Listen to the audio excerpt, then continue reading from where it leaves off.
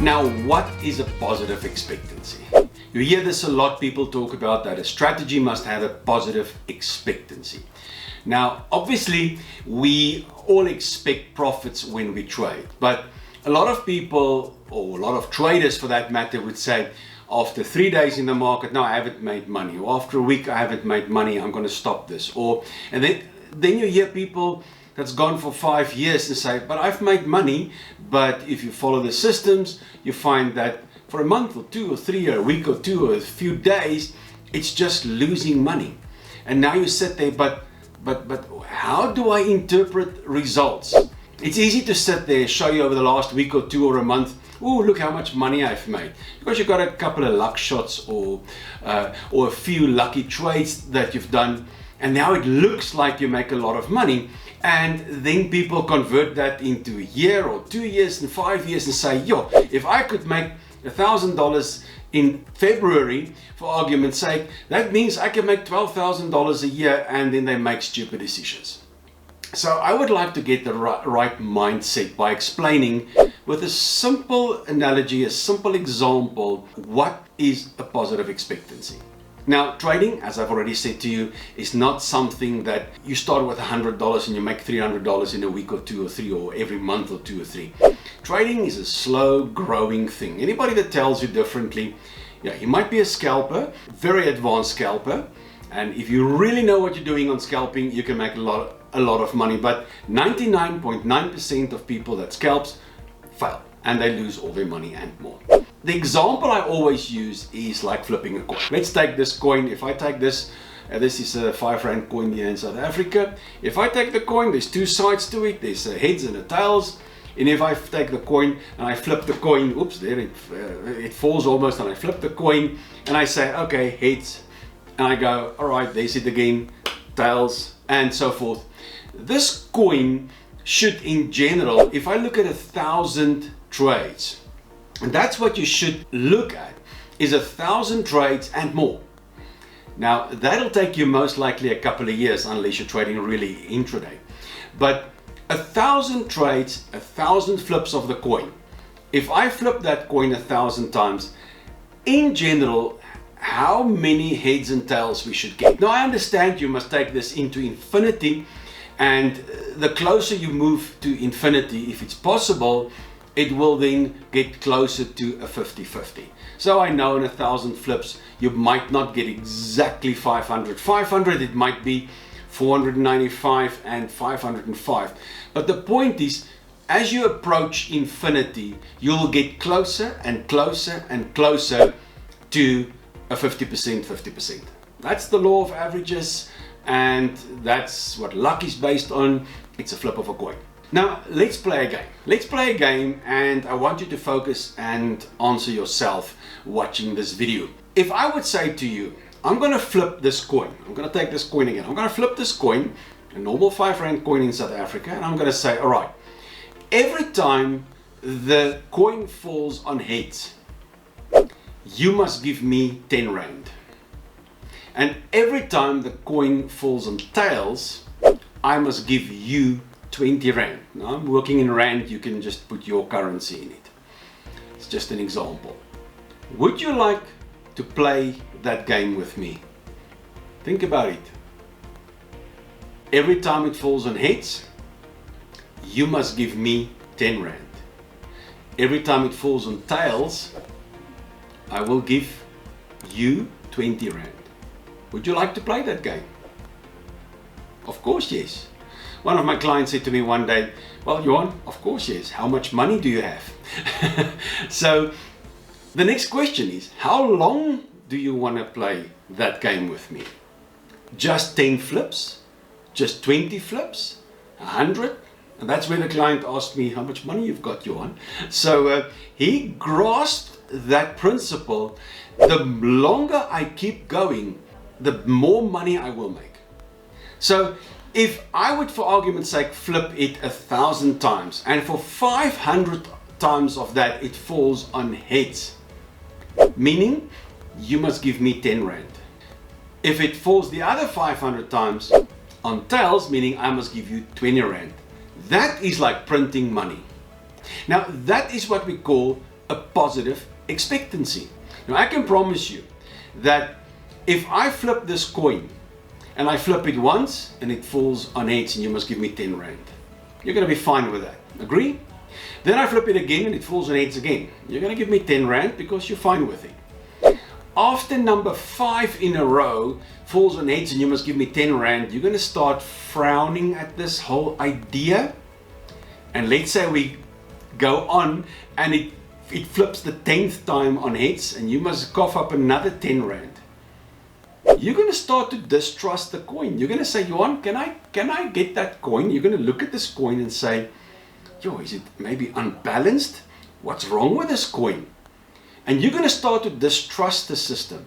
So when I ask you then, can I flip it again? You're going to start to doubt me sort of and say, yes, I don't know if I want to play this game really, because I've just been coughing up 100 rand for 10 times heads. You see? And immediately you start losing track of the next 1,000 trades. You lose track and you start to doubt it, but will this go 50-50? See, there's a lot of faith in this, a lot of true belief in the law of averages in this, if it goes 50-50. So you will really question this. So we have moved from an expectancy, a positive expectancy of 1,000 flips, of 500, to I'm doubting it after 10 flips. See, if those 10 flips all went your way, you would really have your eye on the next 1,000 trades without a problem. So that's unfortunately the markets. You're going to go through a run of bad luck. They do come in clusters. So you're going to doubt after 10 bad ones, but you're going to be euphoric after 10 good ones. When do you start trading? Yeah, we never know. Are you going to start your trading career in the beginning of a nice run of trades, or you're going to start it at the end of a nice run, and the moment you start it, then that's when the market all went silly and busted and doing all kinds of funny things, and you get your 10 bad trades in a row. You're going to lose track of the long-term positive expectancy. And I think you can start to see the problem. There's a real big problem. Keep going, playing trade after trade after trade. Keep going. You see, on 10 rand it's a small amount. But let's make that 10 rand 1,000 rand or 100 rand or 200 rand. And we start with the 10 bad ones. Then it starts to hurt a bit. A lot, actually. And that's where you start to doubt. And that's what you must not do, is to start to doubt your system. Once you've tested, created, tested, back tested, exercised your system, you must understand that you have to be able to execute the trade again and again and again without any fear or hesitation. So now after 10 bad ones, you stop and you say, this is not for me. Or what most people will say, you know what, I'm just going to step back a little bit.